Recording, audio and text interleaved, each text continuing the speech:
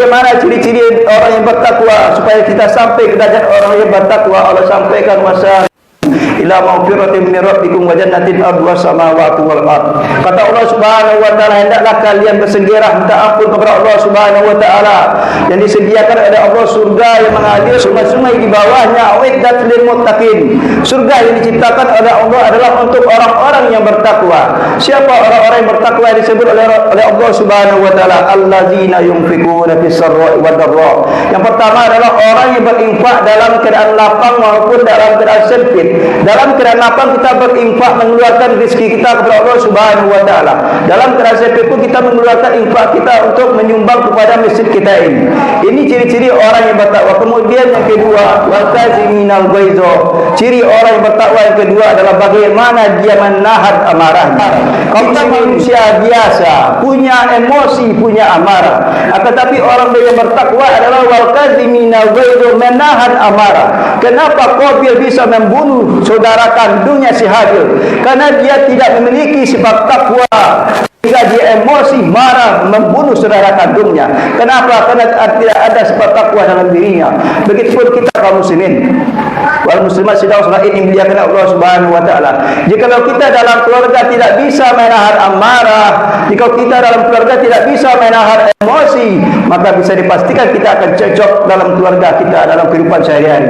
Seorang suami yang tidak bisa menahan amarah ketika marah kepada istrinya, bisa jadi ketika itu detik itu istrinya akan diceraikan. Maka orang menahan amarah ini perlu perjuangan. Kita manusia biasa sifat marah. Cuman ada koi orang yang kuat itu, kata Rasulullah, dia memiliki sifat marah. Tak kala kita sedang marah kemudian kita tahan amarah kita, maka inilah orang yang kuat, kata Rasulullah sallallahu alaihi wasallam.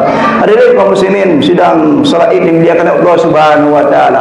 Maka setelah kita berinfak secara terang-terangan, secara sembunyi-sembunyi dan keadaan lapang dalam keadaan sempit, maka dalam kehidupan sehari-hari kita tahan amarah. Kita tahan amarah. Jikalau kita bisa menahan amarah, maka ada sebab ketakwaan kepada Allah Subhanahu wa taala. Pada hari ini terjadi pekerjaan di mana-mana, memukul meja dan sebagainya. Dia menampakkan amarahnya sehingga dia berkelahi, bahkan ada orang yang membunuh orang. Kenapa? Karena tidak ada sifat takwa dalam dirinya. Orang bertakwa itu adalah tatkala dia dizolimi orang lain, tatkala disakiti orang lain, dia tahan amarahnya. Walaupun dia wajar untuk berbuat marah, tetapi karena dia adalah perintah Allah, karena dia adalah larangan Allah Subhanahu wa taala, wal kadziminal ghaiz, dia tahan amarahnya. Dia tahan amarahnya. Yang selanjutnya, sifat takwa yang selanjutnya adalah wal afina 'anil nas. Orang yang bertakwa itu adalah memaafkan kesalahan orang lain. Memang benar orang lain menyakiti kita, memang benar orang lain memfitnah kita, memang benar orang lain mengambil hak kita, akan tetapi kita dituntut untuk supaya menjadi orang yang bertakwa, supaya dimudahkan masuk surga oleh Allah. Wal afina 'anil, maafkan kesalahan orang lain.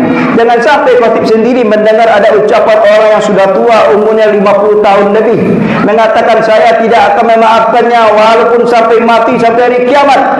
Ini orang yang hatinya busuk ketika dipanggil oleh Allah Subhanahu wa taala. Ini orang nanti akan bersengketa di hadapan Allah Subhanahu wa taala ketika dihisab oleh Allah Subhanahu wa taala. Hati umat Nabi Muhammad adalah hatinya bersih, lapang, tak kala ada orang lain berbuat salah kepadanya, dia memaafkan.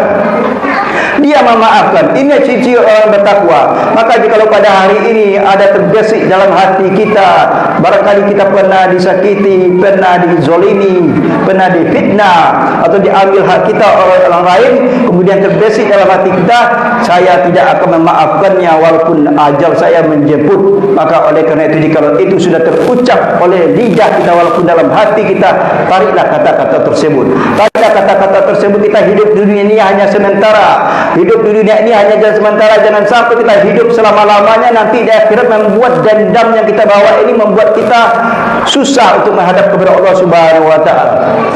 Hadirin kaum muslimin wal muslimat sedang salat Id dimuliakan Allah Subhanahu wa taala.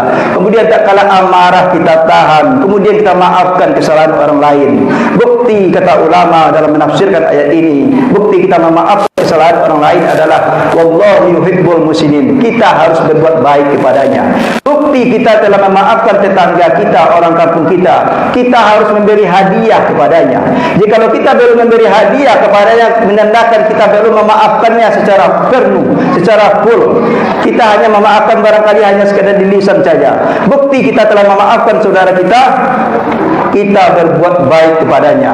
Padahal mereka yang zalim kepada kita, padahal mereka yang memfitnah kita, padahal mereka yang mengambil hak kita, akan tetapi kita memberikan kebaikan, memberikan sesuatu hadiah kepadanya.